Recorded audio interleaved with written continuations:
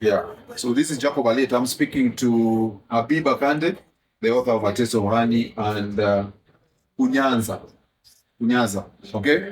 As a sexologist. Are you calling him? No, sexologist. Erotologist. Erotologist. Yeah, maybe. Erotologist is studying sexology is studying human sexuality. Yeah. Erotology is studying human sexuality and sexual ethics.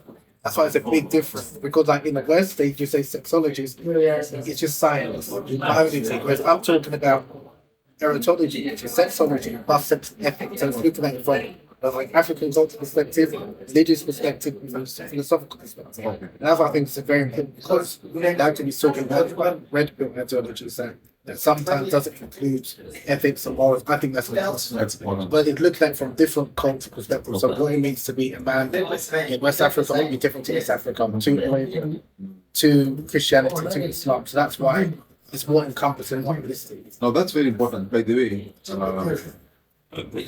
you see what has happened in the current marriages in the West. They've criminalized most of the things that a man can do.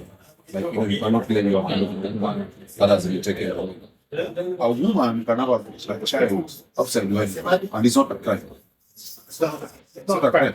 Yeah, you can file for divorce. Maybe that's the worst thing that you can do, but it's not a crime.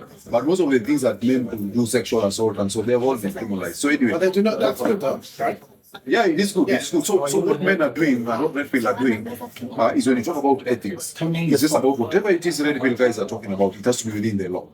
If you are getting outside the law, that's criminal. It may be unethical, but don't do anything that is criminal. You know, like having multiple girlfriends, spinning plates. It may not be unethical, but it's not criminal. So it's about just grounding ourselves in what is acceptable within the law. Okay, so this is when I would disagree some because I think that it needs to have morals and ethics in addition to the law. That is true. The law can change, and the law changes in different parts of the law. So some parts of the law need to consent. Another part of the law might be 13 to 12. So are we saying that because the age of consent in one part of the law is 12, it's okay for a man to have relations with a 13-year-old girl? Exactly, because your morals tell you. Straight away you push back because you know morally everything's wrong. If we're just going to go by legality, if someone goes to a part of the world where the age of consent is 13, 14 years of age, where you do have a lot of people go to land and have relations with young girls, legally they can't be prosecuted. So we're saying that okay, what they're doing is okay because it's legal. No, it's not. Morally, ethically, we know it's wrong. So that's why I do believe that yes, legality is important, but morally, that's important because that's what will govern other things. So you don't believe in moral relativity? No, red pill also we talk about being Renaissance men who understand even philosophy, because that's a matter of moral relativity. A lot of things we do here, the West will feel it's criminal and so on. Yeah, so that's why I think it's respect. So there's certain things. That's a good point. There's certain things that culturally is acceptable in the West. I won't say that it's unacceptable. I might say it's unacceptable in the West. I'm not going to say it's unacceptable. Yes, that's fine.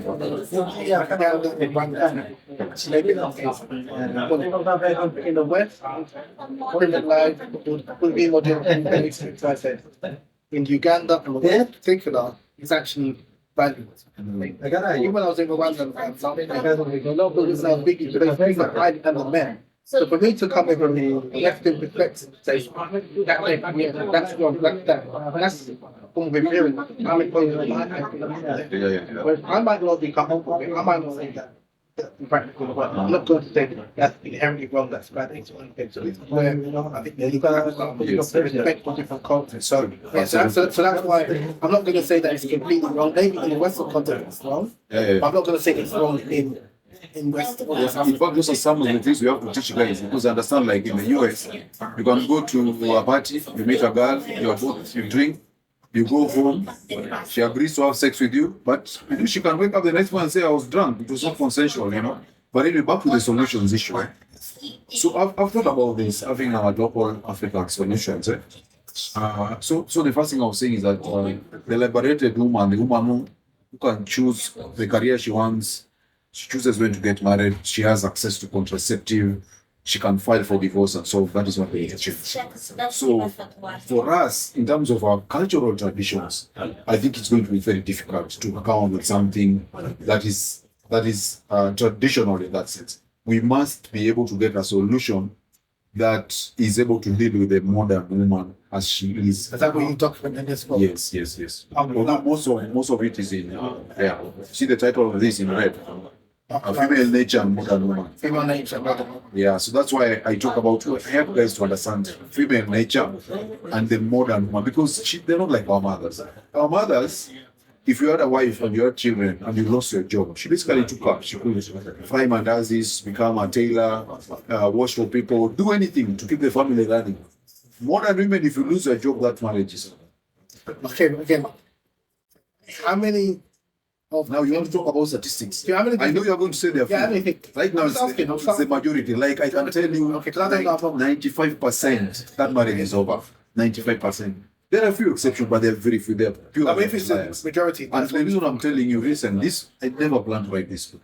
I wrote this book because of COVID-19. Because when COVID happened, 5 of my friends, their marriages ended. These are guys who are businessmen, they're in transport business. Transportation, was stopped. Some of them lost their job, they just fired the companies, they're not doing well. These guys lost their marriages. And their wives had jobs. because so the wives wasn't because they lost, weren't able to provide it. Yes, they weren't able to provide it anymore. So that's what I'm saying. And Kevin, someone spoke about this. He said that the modern woman is selfish. Most women struggle with that. Yes. As much as feminism said women should go to the workplace and they should work and so on, they forgot to tell women what the money is for. So most women nowadays, when they work, the money is for themselves. And they say this proudly, that his money is ours and my money is mine. So she can accommodate you for maybe 3 months or so. She's paying rent and taking care of the book. Beyond 3 months, the marriage becomes a... And is it coming from the woman herself, or is it like female friends that are saying that she's divorcing the family? The sources are many, but of course, her upbringing is a big factor. Like if her parents tell her, no, you need to respect your husband, don't leave that marriage. That can really help. So the upbringing matters. Like if she's been raised by a single mother who's lived down, she's not going to see a problem with that. Also, the kind of influence she has had. Some of them, they watch a movie, they do it entertainment. Some of them actually pick values from those movies, and they internalize them and becomes part of their ethic system. That becomes a problem. And then the other thing also is just hypergamy. I don't know whether you know female hypergamy. Yeah, so where she feels that, especially if her sexual agency, she's in her 30s, she still feels that she has a shot at getting a better man than you, because now you become a jobless guy who's depressed and drinking at home. She's just going to leave the marriage. If she's much older, like she's in her 50s and 60s, most of them tend to stay because they know there's nowhere they're going. But if the woman is younger, she feels that she can leave and get married. So when the women leave, do any of them generally regret it if they go back to the husband, especially after a couple of years? Yeah, no. So most of them, the ones who make a good choice, a number of them don't regret, but eventually most of them, like after 10 years, the guys I speak to, they tell me, she's calling me, she wants to come back and so on. So because, the grass is green on the other side. But once they're there, they remarry or they marry. Co-parenting. I've written a lot about co-parenting, blended families and so on. So if a woman's got children and divorced, she's no issue in terms of not remarrying again. Yeah. They remarry, they do a blended family. Okay, because especially in a number of South Asian cultures, in the UK, because there's a lot of stigma attached to it. Okay. Most women's divorced, it's harder for them to be married. Oh. So that's why a number of them leave staying in the marriage. Okay. Because it's unlikely to be married. That's like what? They remain. Which country? In the UK, a lot of women, especially in South Asian cultures, some black, but especially because there's a lot of stigma associated with it. Middle East and so on. So that's why it's interesting hearing that, because Maybe Islamic culture. But I saw in Mauritania, that's what what. documentary is showing Absolutely different. You saw it, eh? But that's unique, and that's why I posted about it on Instagram, and it's a lot of women are celebrating them because that's very rare. Because in Mauritania, if a woman is divorced, after she serves a waiting period, after her female friends come together and they celebrate to like the end of her divorce, remarry her. And their culture, remarrying is normal, but in a lot of Muslim cultures, it's like very taboo. That's why if anyone weren't married, you think that it's less like easier. You think it's less likely that they'll divorce their husbands. Yeah, absolutely. And it serves their hypergamy, because hypergamy says that holistic mating strategy. Women normally want someone who can be a good provider, who can be protected, who can help them raise children. But at the same time, most times these women also want the guy who's the alpha, the guy who looks who is muscular and aggressive and so on. Most times, a man cannot be both. Yes. A man is either this or this guy. So that's why they engage in med switching. That's why many women fuck with men. You know, remain married, but the kids you're raising are not yours, but you don't know. Yeah, so that happens. Raising children. Yes. That's even in Tanzania Parliament, this thing was debated, and there was a consensus that motherhood is social, it's not a biological thing. It doesn't matter whether these are your seeds, you just do your job as a father. Your job as a father is a social thing. Yeah, they were saying that because people were debating about having paternity tests and DNA. Even here in Kenya, during this current president, he said that this thing will disrupt families. And he said, mtoto. You understand Swahili? Yes. No, that's funny. He said, mtoto means a child is a child. It doesn't matter who the father is. Just raise the child.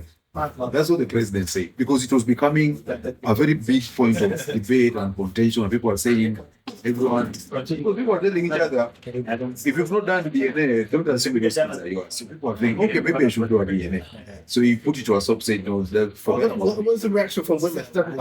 Of course, women don't want paternity tests. Yeah, it's very common. In fact, we were joking that a woman will accept you anything except for paternity test. Really?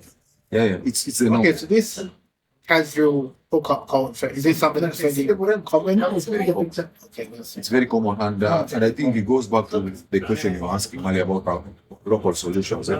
Because you see, if you have a woman who is working, she's a professional woman. She comes home maybe at 6 p.m. or 5 p.m. from work. There'll be one day she'll tell you, okay, today we're having a cocktail, the board has come and so on. And she'll come back maybe at 11 or midnight. Don't know what happened there. Or she travels for work, okay? Now, depending on her discipline, of course, most men will believe, okay, she's disciplined. But probably there's a man in the office who's been really admiring her and has been waiting for an opportunity. They go out there, they're in another foreign country, same hotel and so on. They're having cocktails after late in the night. You don't know what's going to happen. So they come, they raise kids who are not you. So, because in the traditional setup, you know, your wife basically, if she was living here, maybe she's going to her parents. Yeah. But now she's a working woman. If she doesn't even have the mission, she doesn't. She doesn't. Most of them don't. They just tell you this is what's happening. So traditionally, that situation could not obtain. She could not interact with other men other than her husband. Yeah, of course. Yeah. That's what, So that's what I'm saying now. Local solutions are going to be very different. So it's very westernized. Yeah, it's very westernized. We are very westernized. But you know, in the rural setup, the guys who are there maybe can still exercise some power. They can even use violence. You know, you can tell her you're not going anywhere. If you're going somewhere, you're going to your parents, you go, you call her, has she come? Yes, she has come. Okay, when is she coming back? You can trace her movement. So do women respect other women that behave like that? Like they do. Now that's where now the red pill comes. Okay. There's something called the sisterhood. I don't know whether you've heard the sisterhood. Let me give you an example. There's a woman who has a nice guy who wants to marry her, and they're having a relationship. They're engaged as a fiancé. But she has a boyfriend who she really loves. But this guy, it's like he's not pulling his weight. He's a loser. Yeah. But she really used to love this guy for whatever reason. And then, so for a period before she makes the final decision, she's sleeping with both of these guys. Okay? Or maybe she told this guy, hey, by the way, we should not have sex before we get married. And then she has a date with this guy. One thing leads to another, and they have sex. Then she's realized that she's pregnant. Then she goes either to a public forum or even to her girlfriends. She tells them, by the way, I really messed up. I slept with that guy, pregnant, but we've already planned our wedding with Peter. What should I do? What do you think the women will say? Don't tell him. Don't tell him. See, so now, because not telling him serves the hypergamy. The same thing when we want to ban miniskirts. You know, even in Kenya, we've had the my dress, my choice. Where the government is saying now women who are wearing the dress should be this much. Women will unite and say, no, you allow us to dress how we want. Because of hypergamy, the sisterhood will come together. Because women know when they expose their flesh, they're able to attract the attention of men, and then they can pick which men among these ones is the best. When you cover it, you restrict them, and then now you men out, they become invisible. So, whenever we are looking at intersexual dynamics, women will normally run together when they feel it serves them. It's the same way. Why are women fighting for abortion? It's because of hypergamy. They want a situation that when she has she's pregnant with the wrong guy, she can kill that child. And women will unite because of my partner. Because you see, if she has this child, it will stop her from getting the alpha or the high value. So women will always unite when it comes to hypergamy. What has been the response to your work for women? Okay, now that's a good question. I'm sure you must be Older women, okay, most women don't like me very much. Really? Yeah, but I have very strong supporters who are women. Older women who have sons, who've raised, particularly who struggle with parenthood, who've seen how difficult it is to raise a boy. They come to me. They buy my books, they invite them for my talks and so on. They're very supportive. Women who have brothers who are married to women who are giving them a hard time, they also buy my books. And then younger women, of course, don't care. Women in their 20s, their peak sexual value. Now, the women who don't like me are either women who are in their 30s or late 20s who are single mothers, or women who are playing their husbands, or women who are socializing Instagram and cheats and so on, because I talk about, sending last drafts and so on. So it is mixed, but the majority, because if I look at even my followers, the majority of my followers are between their 20s and mid-40s. So a number of women who are in that bracket don't like me because I talk a lot about cuckoldry. When you talk about cuckoldry, we talk about what's called retroactive cuckoldry. That's where a woman has a child, then she looks for a man to marry her, become a stepmother. So women don't like me for that. And also, just women who want to be drunkards, they don't want to be criticized because we talk about also notch count. Notch count. body count. Is that the same? Yeah, body count. Yeah, same thing. Yeah. We used to use body count. So they don't want any talk about body count and say if you want to talk about that doesn't matter and so on. So they don't like me for that. I tell guys you have to look at all sexual history first. So what do women say? I'm assuming you're so I get called that sometimes. Yeah, misogynist. They call me a misogynist. Yes. Toxic masculinity. Yeah, they talk But about they use it all over talking points from the way it's the same. Yeah, it's the same. Okay, It's the same. realize. That's why I'm telling you, everything happening there is coming. It's coming here. No, so it's already here already. It's coming here. But It's already here. If you have all those problems and you're speaking. yeah. And that's why people are buying this book. If you look at this is the most reviewed book in their website. Nuria website, Nuria Bookstore. You go to it, this is the most reviewed book. There are more than 800 reviews now. Many guys are telling me, where were you 10 years ago? I mean, that's what they're saying, that I should have read this book 10 years ago. Now already messed up. But many guys, it has really saved their lives. So it's not just about intersexual dynamics. I also talk about having a purpose, how to succeed, discipline, and just grounding yourself in your masculinity and understanding who you are as a man. Because you see, basically, when you go to school, you go with girls. Yes. In campus, we are with girls. So you don't realize that you're different. So in fact, when you're being told the equality thing also tells you now you're the same. Some men don't even see what the big issue is. So in the book, I tell you how different you are from the women, from the girls, and so on. A lot of reviews. The most reviewed. So it has been the bestseller for the last 3 years, which is not an easy. So is this the first? Yeah, this is the first. I've written 3. No, this is number one. Yeah, this is number 1. There's a green one. I don't know whether it's here. It's the one at the bottom. Yeah, that's the second one. So do you want to give a quick summary of what this first book was about? Yeah, so this one gives you the framework. Talks about the frameworks of intersexual dynamics, how men interact with women. I talk about selection. I talk about the reproductive cycle. I also know a lot from religion, history, and evolutionary psychology and all of statistics. Yeah. And then the follow-up Is this one? two. Yeah, this one is about prosperous, solidified men. So here I talk about what we call full stack men. We talk about a man who is able to have status, gain muscles, and be able to have success and make a dent in the universe. So that's what it's about. And the third. This one talks about female nature. I talk about Prefolds law. I talk about the modern. Pleasure. Are you on Amazon? I'm really glad you met that Ugandan lady. I hope you guys are all together. And I don't know how frequently you come. For first time.